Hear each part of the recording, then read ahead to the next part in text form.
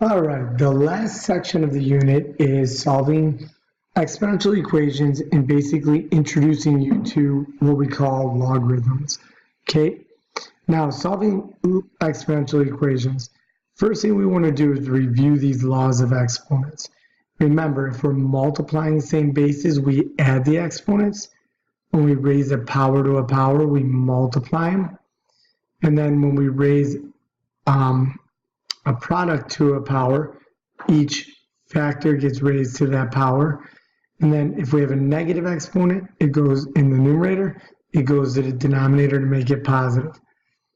Okay, so these laws are very important to know, and you've learned them all. Okay, such as if I had a to the fourth times a to the third, what would I do with these exponents? I would add them to get a to the seventh. Another one, if I gave you x to the second raised to the fifth power, that's where I'm multiplying to get x to the 10th. So now, why is that important to review as we go into solving exponential equations? The first thing when we solve an exponential equation is we have to write every term in the same base. When I say same base is I need these bases to match up. Okay? So, looking at this, right? If I break out my, just basically table, and I have 3 to the first, that's 3. 3 to the second is 9. 3 to the third is 27. 3 to the fourth is equivalent to 81. So what we're going to do is rewrite this as 3 to the x plus 1 equals 3 to the fourth. Because if I go to the store and they ask me, or tell me I owe them $81, is that any different than them telling me I owe them 3 to the fourth dollars? No, they're equivalent.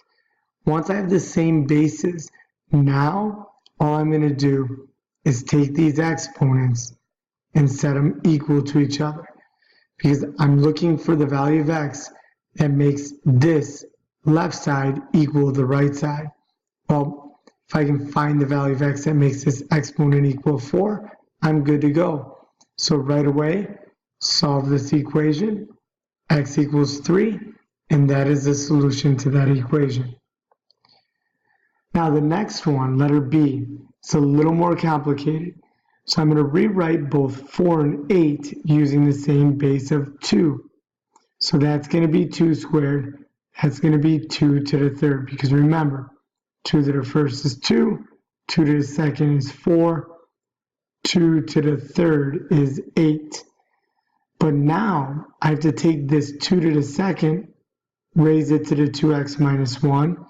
Then 2 to the third, and raise it to the x plus 3. So now, what do I do when I raise a power to a power? I multiply them.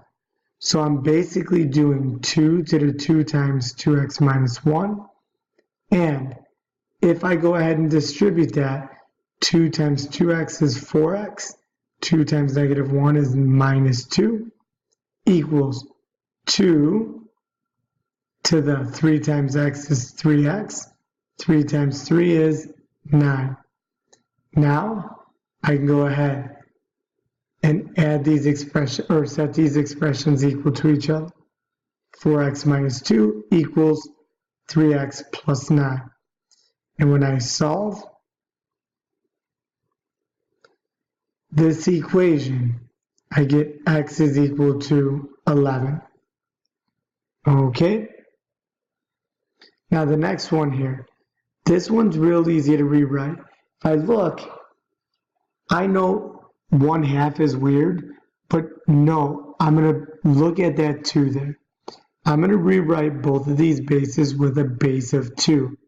So this side is 2 squared to the x power. And remember, when I have 1/2, isn't that the same as 2 to the negative 1? Right? Because if I simplify 2 to negative 1, any negative exponent goes down below. So this is going to be equivalent to 2 to the negative 1, and then all raised to the x minus 3. Well, what do I do here? I multiply the exponent, so I get 2 to the 2x equals 2. I'm going to go ahead and distribute that 1. So it's to the negative 1x. And then negative 1 times negative 3 is positive 3. Now I can go ahead and set those expressions equal to each other. So 2x is equal to negative x plus 3. So add x to both sides, I get 3x equals 3. So x is equal to 1. All right, letter D.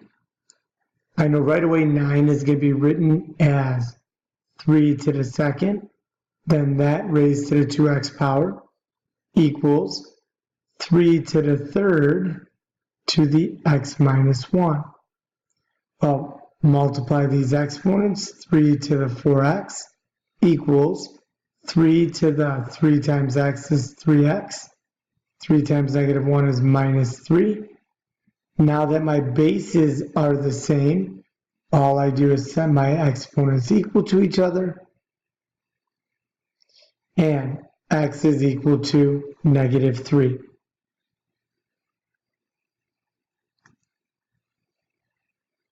All right.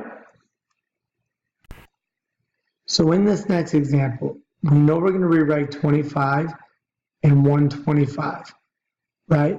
So 25 is basically 5 squared.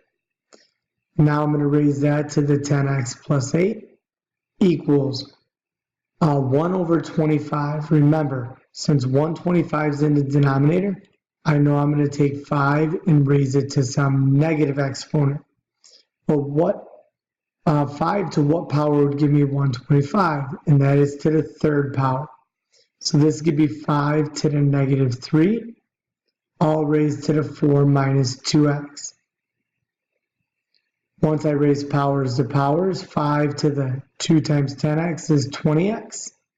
2 times 8 is plus 16 equals 5 to the negative 12. And that would be plus negative 3 times negative 2x is 6x. Once I have this, now I can set these exponents equal to each other. 20x plus 16 is equal to negative 12x, or sorry, negative 12 plus 6x. So now, subtract 6x, subtract 16, I get 14x is equal to negative 28. So x is equal to negative 2. Now this last example is a little more complicated.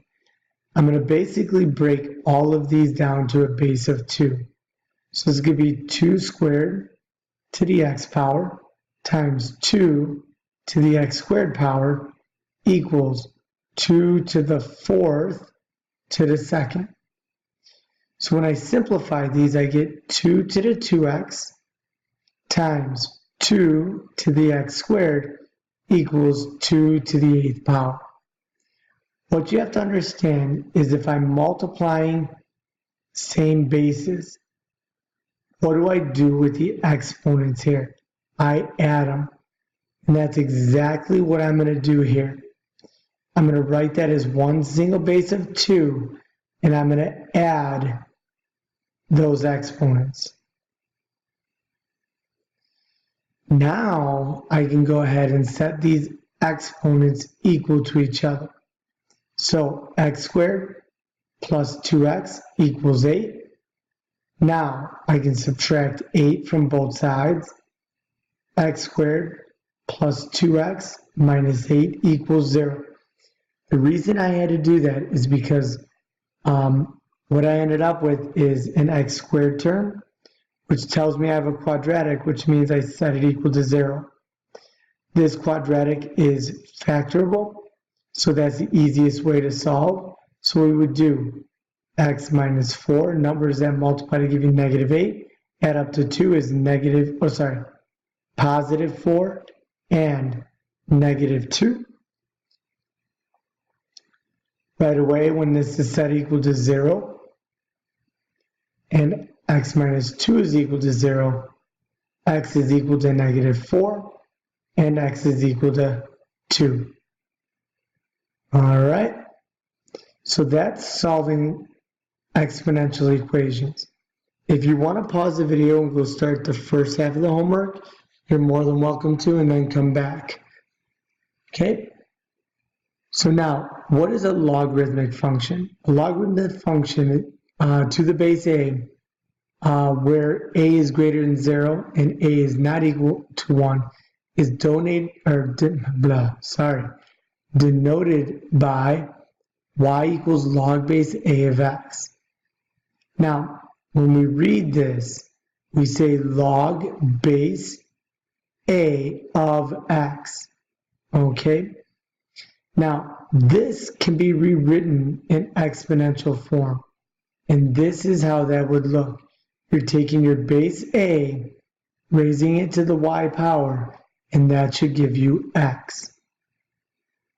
So let's try to, explain this through some examples. If y equals log base 3 of x, then what we're saying is 3 to the y power, so 3 to the y should equal x. In the next one, if y equals log base 5 of x, then what we're saying is this base of 5 to the y power should equal x also. So using the definition up above, can we change this exponential expression to a logarithmic expression? So what we're going to do is we're going to say, we know this is our base. So we're going to say log base 1.2, all right, of m is equal to 3. And again, all I did is, if you look, if I have x equals a to the y, right, that could be rewritten as log base a of x is equal to y. So here, if a to the 4th is equal to 24, we're going to say log base a of 24 is equal to 4. So now, how do we change these logarithmic expressions into equivalent expressions involving exponents? Using the definition up above, we know a to this power of 5 should equal this number 4. That would be the exponential equation that you can get from the logarithmic expression. The second one, if I look at it, 3 to what power? The c power should equal 5. Now, what does this all mean? If I wanted to evaluate this expression with no calculator, I'm basically thinking that this is log base 2 of 16 equals x. So I'm taking that and I'm going to write it. To solve this, I'm going to write it as an exponential equation. And I'm not actually solving this, I'm actually evaluating this logarithm. So we're going to rewrite this as 2 to the x power is equal to 16. Well, if I do what we just did on the front page,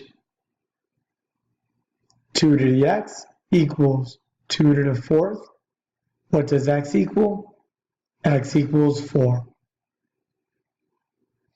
Now the next one, to evaluate this logarithmic expression, I'm going to take my base of 3, raise it to some power of x, and when I do that, it should equal 1 over 27.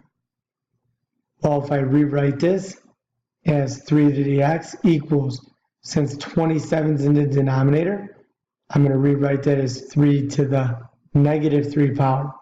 So what does x equal? Negative 3. All right. So do me a favor. This is an important introduction to the next chapter. Go ahead, do the homework, and let me know if you have any questions.